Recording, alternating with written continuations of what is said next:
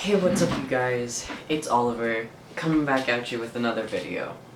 And this one's gonna be a bit of a short one, I think. Just a bit, like a small update on kind of what's going on with my surgery, considering that it's coming up really fast. And by really fast, I mean that as of filming this, my surgery is tomorrow.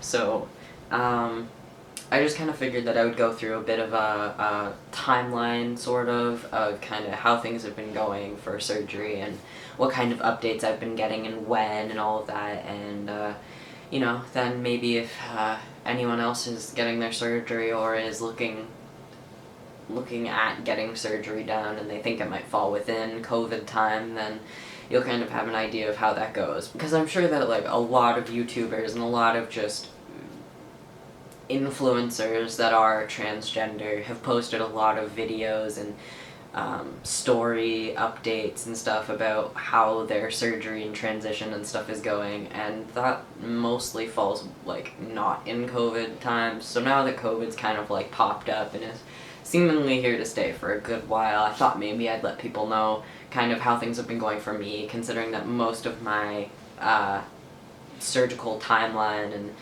all that has fallen within COVID.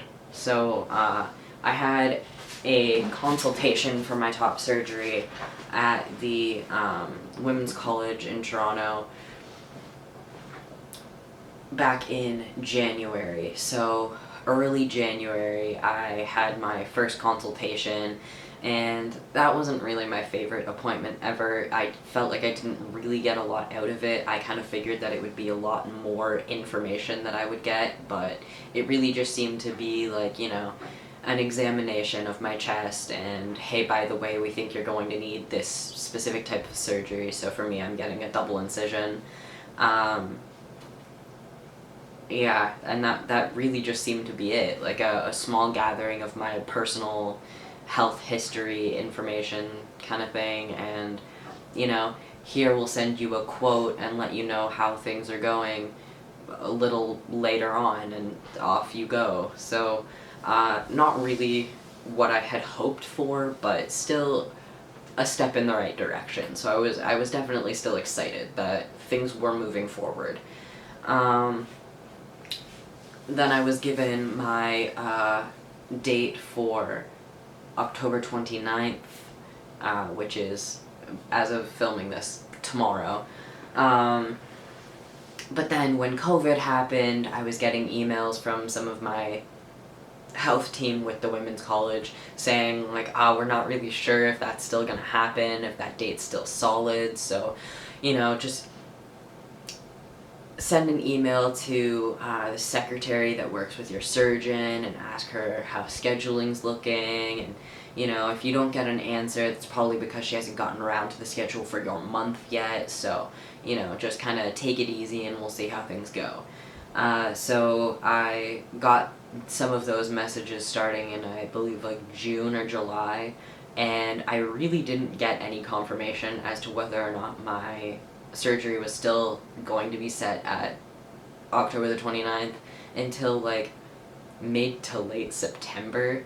So I spent a good few months just really not knowing how things were going and whether or not my surgery date was going to stay the same or be pushed. So a lot of like nerve-wracking anxiety, waiting, trying to just figure out how things were gonna go.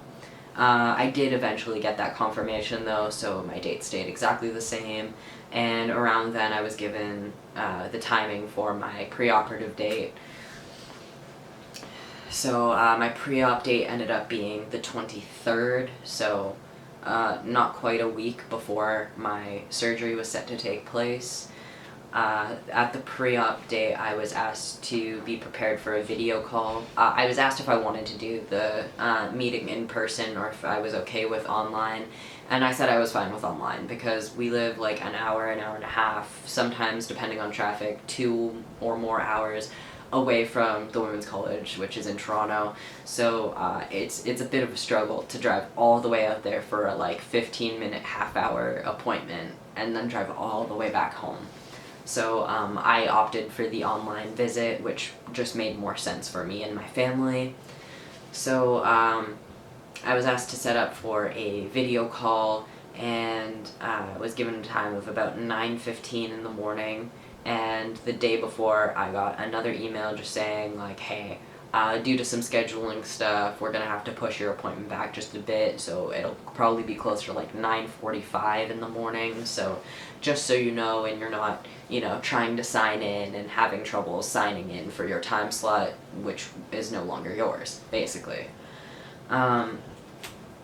So the call ended up coming in because it was done at the doctor's convenience. It was like, please sign in like 10 or so minutes before your allotted time, and you'll be placed into a waiting room for your specific surgeon, and then the surgeon will start the call whenever he or she is ready.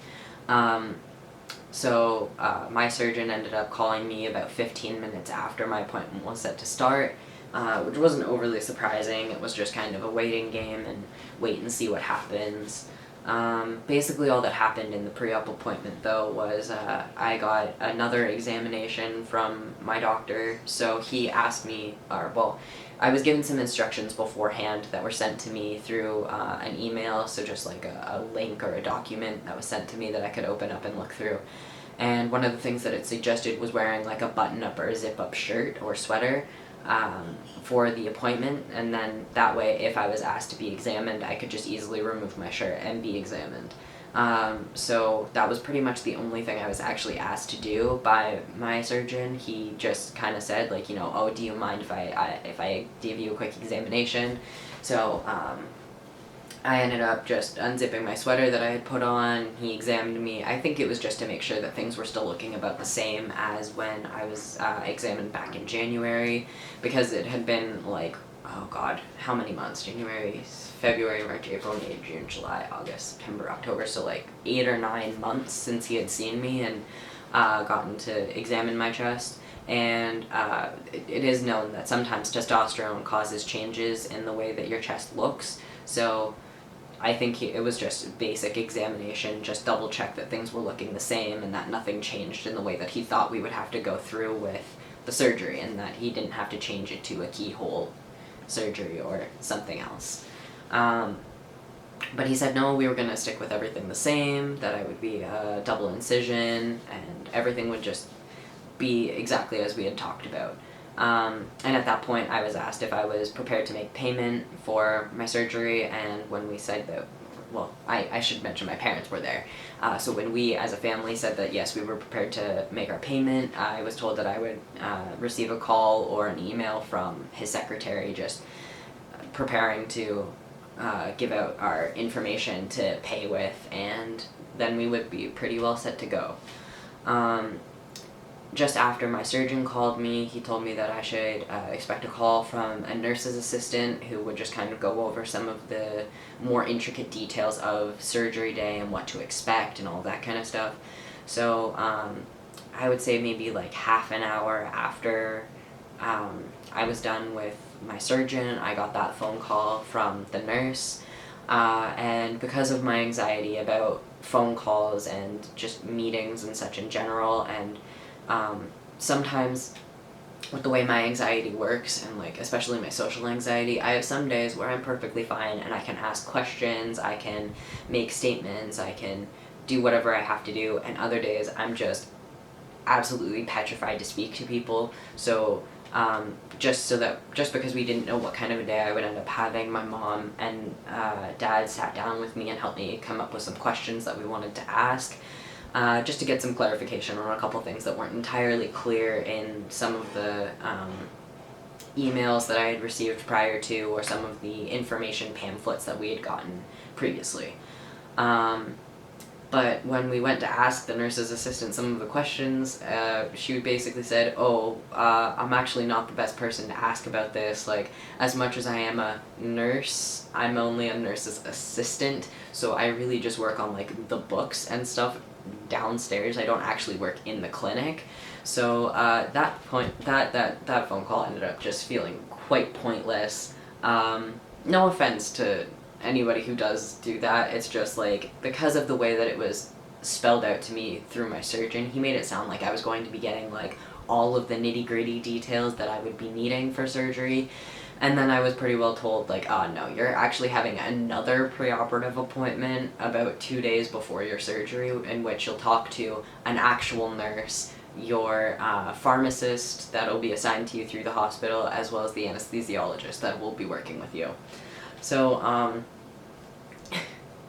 that just, the pre-op appointment felt a bit underwhelming as well, just because of, like, it sounded like it was going to be the time to get all of my burning questions answered, and it really ended up just being like, hey, we're gonna re-examine you, and here are a couple other significant dates, and just double checking some, some stuff for our books, like, do you smoke? Which I had already answered in some online stuff as well, because they asked me to fill out a couple online surveys. It was like generic family health history and stuff like that. So I had already answered some of that, and I also had, I don't have it on my desk anymore, but I also had a paper that I was asked to fill out, which just had generic questions like,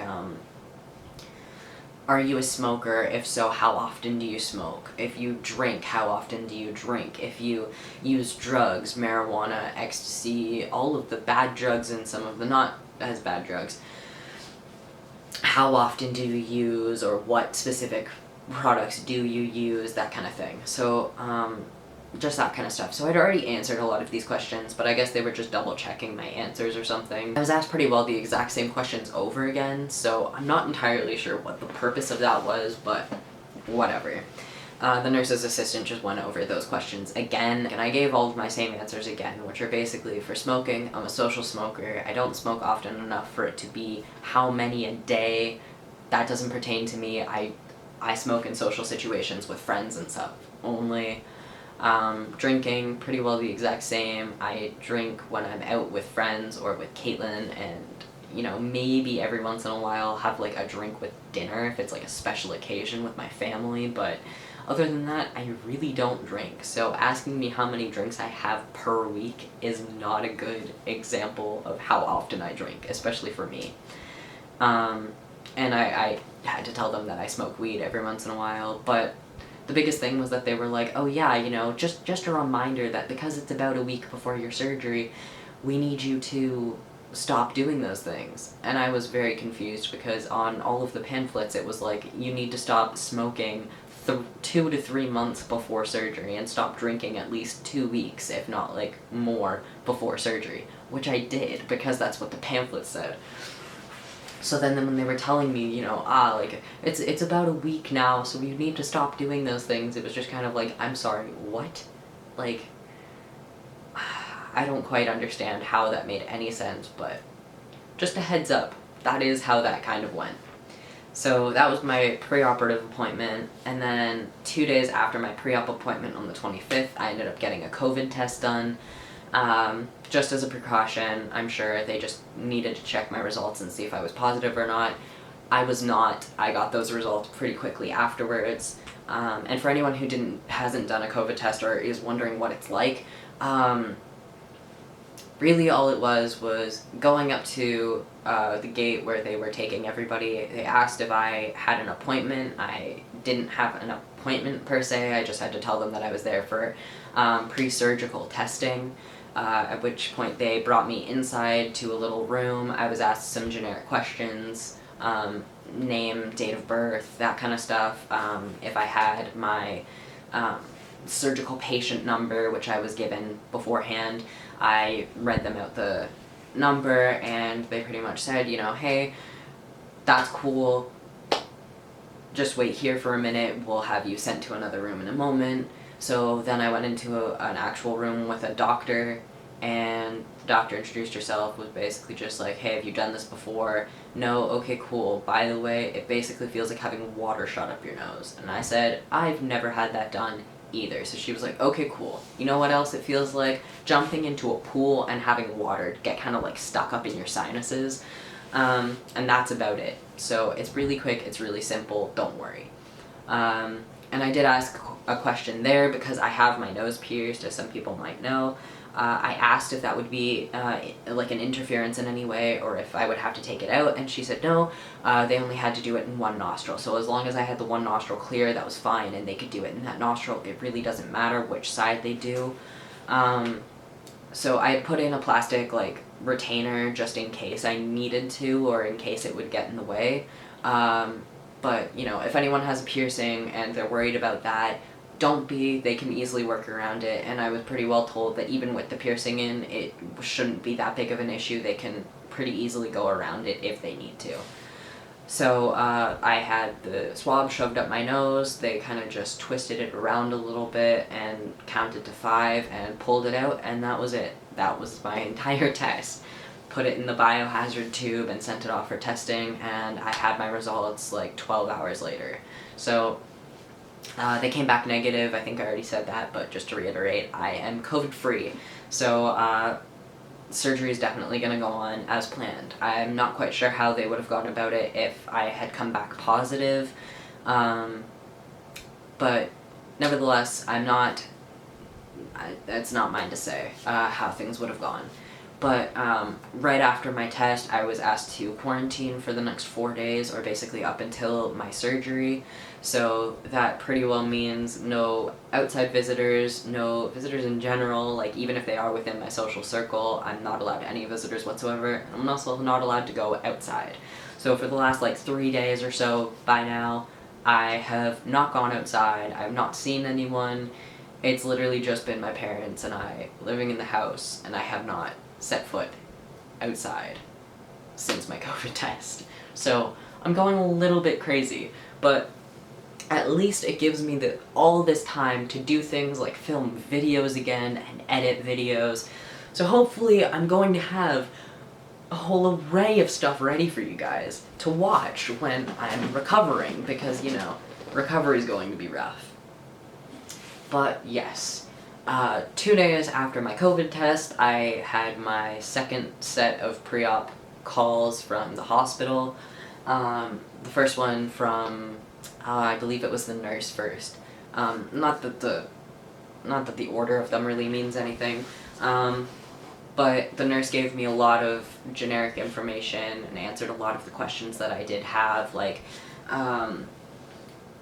I asked if I would be able to bring like a fidget toy of some kind into the surgical room, or like the operating room with me, just so that I could like keep myself calm while I was waiting to go under the anesthesia. But because it's a sterile space, I was told no, that I was not allowed to bring anything in with me. But while I was in the waiting room, I was more than welcome to have whatever I wanted with me, and they would have a locker that would lock with a key that I could put some stuff in and not have to worry about it, really. So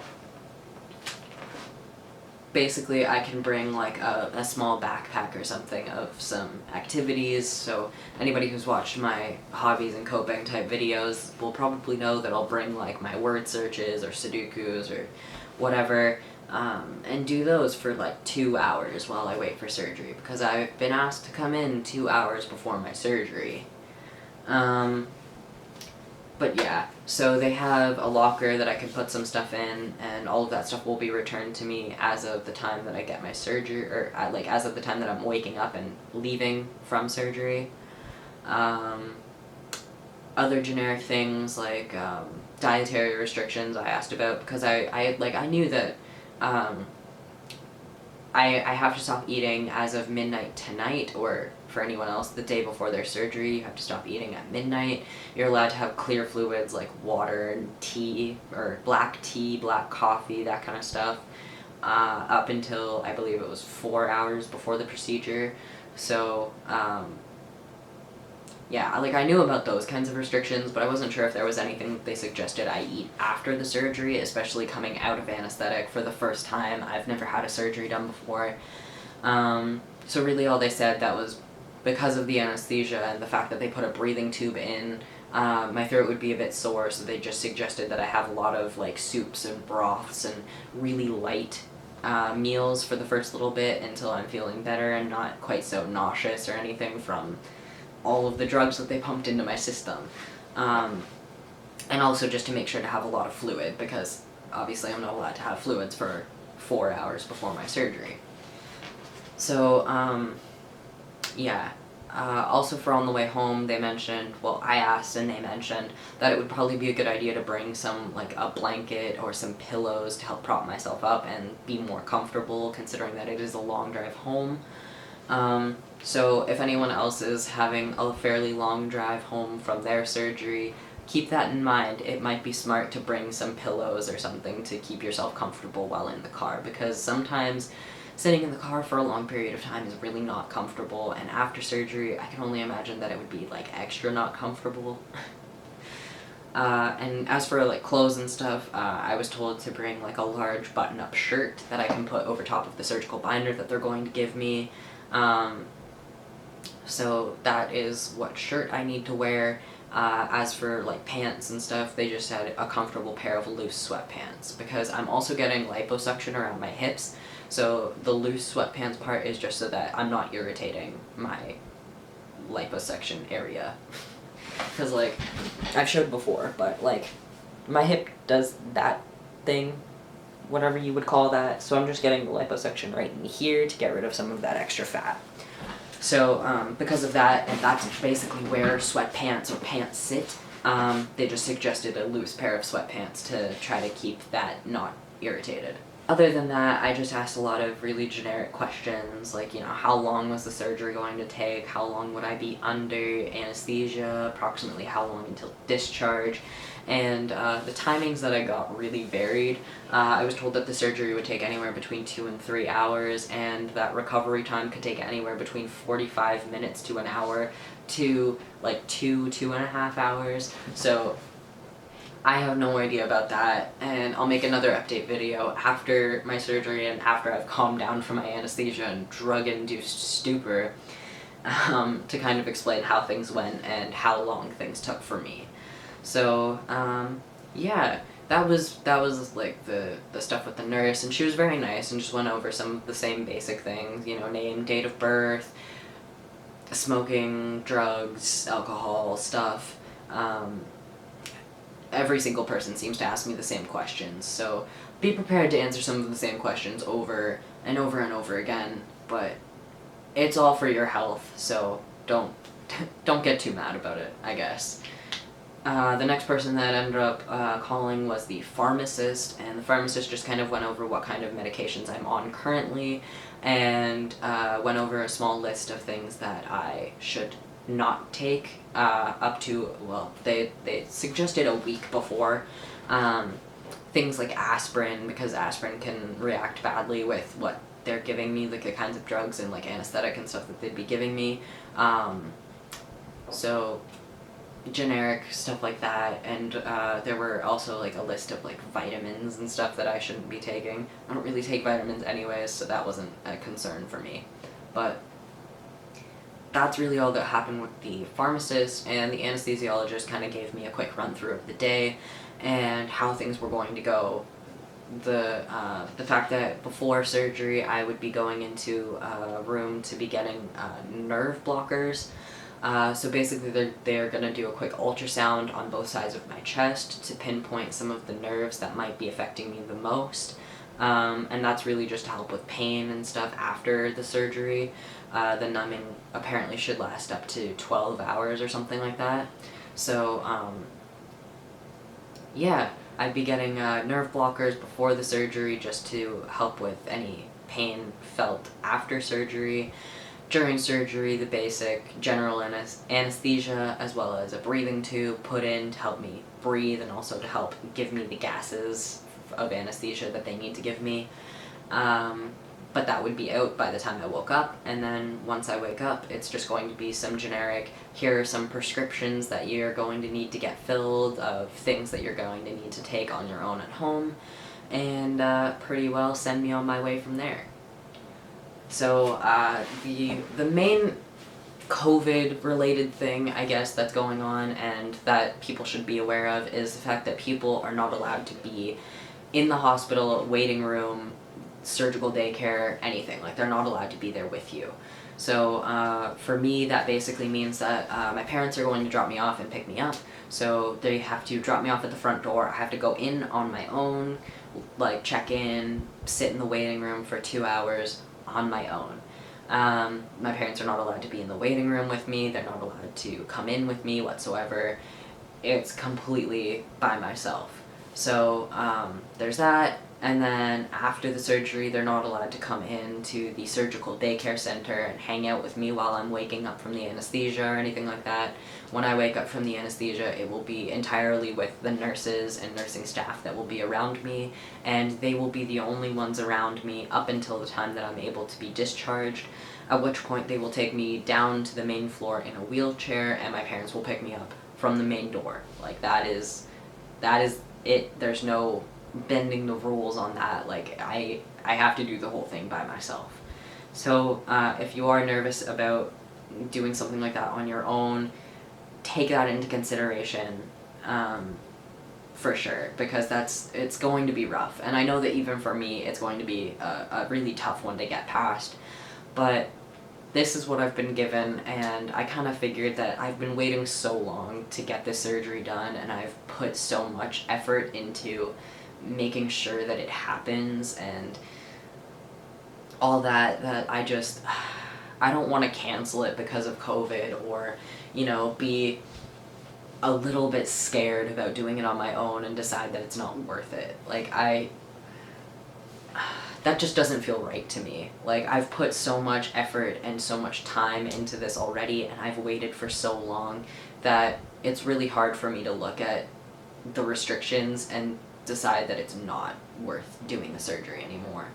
So I've basically chosen not to let COVID or anything like that have any kind of an effect on how I'm feeling about the surgery. I'm still nervous, of course, like, that's just natural, but I'm not worried about anything, because everything's still going to happen the exact same way that it would happen for any other surgery that they've done. Like, the nurses and surgeons that will be working on me are going to be working in the exact same environment as they always do. It's always been a sterile environment. Like, an operating room is and has always been a sterile environment. That's not going to change, and COVID, if anything, has just made the importance of that a bit stronger. So it's not like the conditions they're working under are going to be any different, so I'm not worried about how things are going to go or how things are going to turn out, because really, at the end, the steps that they take to get me through surgery are going to be the exact same as the steps they take to put anybody else through surgery, whether it's through COVID or not through COVID. So, I don't know. I'm probably just rambling at this point, because I'm feeling quite nervous. Like, my surgery is happening in less than 24 hours, like, way, way less than 24 hours now. So, we're here. We made it. Thank you to everybody who has supported me thus far and is excited for me to go through this. I have been posting on my social media some of my countdowns and stuff, or, mentioning, oh, I got my COVID test today, oh, a week until surgery, and earlier this morning I posted my less than 24 hours until surgery, and I've been getting some really nice messages and responses to those stories, just saying, like, I'm so proud of you, or, congrats, like, this is so exciting, I'm really excited for you, like, hope everything goes well, speedy recovery, that kind of stuff. So if anybody has said that to me, or has thought about saying that to me and just got too scared, thank you. I really appreciate it, and just knowing that I'm in some people's thoughts and prayers, it means a lot. So even if you haven't reached out to say anything to me about it, just know that even the thought of you possibly appreciating that for me, or being excited for me, or seeing it and going, oh yeah, that's so awesome, it means a lot. So I think I'm gonna wrap this up, and hopefully that was somewhat informational, or helped even the tiniest bit for some people who might have been nervous about how it would go for them, or how surgery would look through COVID. As always, thank you guys so much for all of your love and support and everything that you have always said to me, and the fact that you still follow along with this journey, even though I haven't posted a video in forever. An update video of after surgery stuff will definitely be in the works as I am recovering, and possibly some bloopers of me under anesthesia, depending on if my parents decide to film me. Because they've mom spoke to Ash and Ash's mom specifically, so my mom's sister. She spoke to her sister about what it was like to have Ash coming out of surgery and being under the anesthesia, and apparently it was a huge toss-up between like things that were genuinely funny and silly that he did, and then other moments where it was like he thought he was being silly, or I maybe it wasn't him specifically that she was talking about, but just my mom was told that it's possible that I will end up saying or doing things that I think is funny, but really ends up coming across really harsh and mean. So it's definitely going to be up to my parents. I've given my parents my permission to film me at any point in time if they would like, but it's definitely going to be up to them as to whether or not they think it's funny enough for them to film. So if I have some really good funny moments, I will definitely put that in a video somewhere and let you guys see kind of what it was like for me to be under the anesthetic, or still coming out of it, or just in general being in a sort of drugged state. So I have some ideas of videos and stuff coming up, so I really hope you guys are still enjoying watching my videos and still find these fun and informational to watch. And I think that's it for me. So as always, thank you guys so much for watching this video and for all of your support. I know I say that all the time and I keep saying it, but really it means everything to me. So thank you for everything you have always done, and thank you for everything you will continue to do for me. And as I like to say at the end of all of my videos, ollie ollie oxen free.